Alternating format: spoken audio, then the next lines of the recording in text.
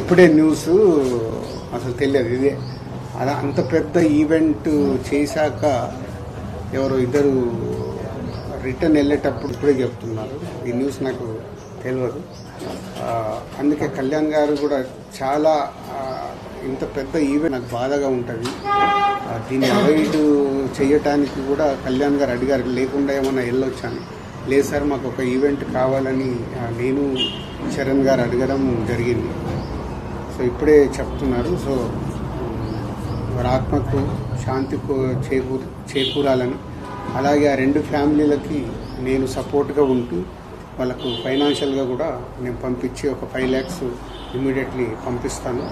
So ఇదే ఇప్పుడు ఇంత ఆనందంగా ఉందాము అన్న ఇలాంటి అన్ఎక్స్పెక్టెడ్ ఇన్సిడెంట్స్ జరగడం చాలా బాధాకరం.